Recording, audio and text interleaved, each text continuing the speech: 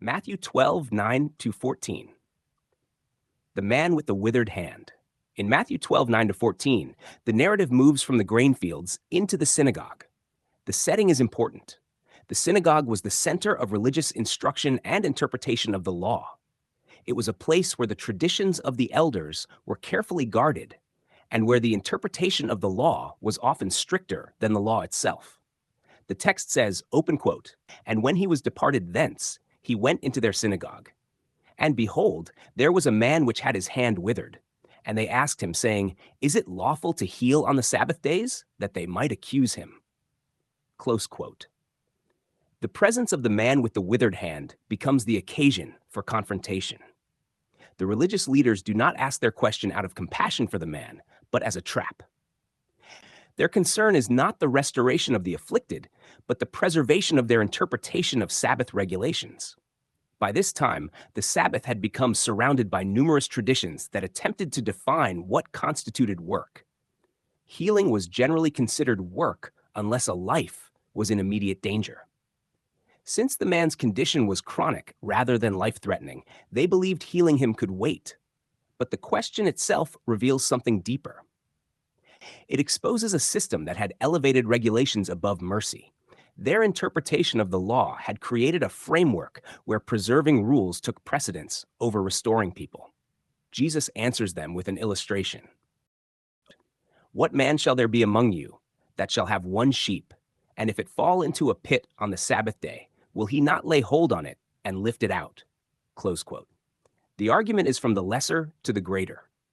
If even the strictest interpreter of the Sabbath would rescue a sheep that had fallen into a pit, then how much more valuable is a human being? The logic exposes the inconsistency in their reasoning. Compassion was already permitted when property was at risk, yet they resisted compassion when a person stood before them in need. Jesus then declares, open quote, "How much then is a man better than a sheep? Wherefore it is lawful to do well on the Sabbath days." Close quote. This statement is not merely an argument about Sabbath activity. It is a declaration about the nature of God's intent within the law itself. The Sabbath was never meant to prevent goodness. It was meant to reflect God's rest and provision. Doing good on that day was entirely consistent with its purpose. The command follows, open quote, "Then saith he to the man, Stretch forth thine hand. And he stretched it forth, and it was restored whole, like as the other." Close quote. The healing is performed without physical labor, ritual, or medical procedure. Jesus simply speaks. The restoration happens through his authority alone. The man's hand, once lifeless and withered, becomes whole in an instant. This moment reveals something about the authority present in Jesus' ministry. The restoration does not come through the system of temple rituals, sacrifices, or priestly mediation. It comes directly through his word. The miracle also illustrates the transition occurring during his ministry.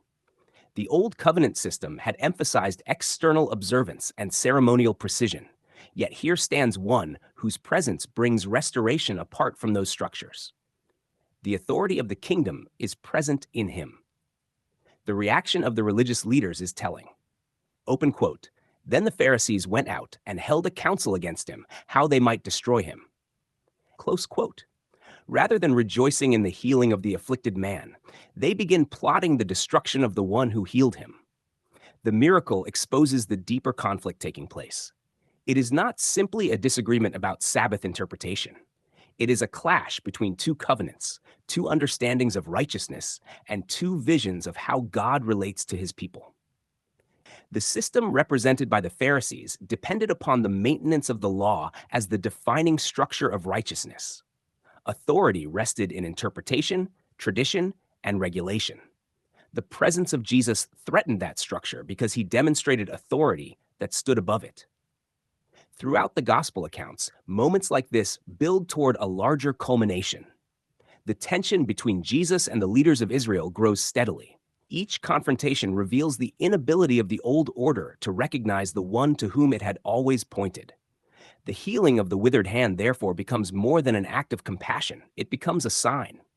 It demonstrates that restoration, life, and wholeness are found in the presence of the Son.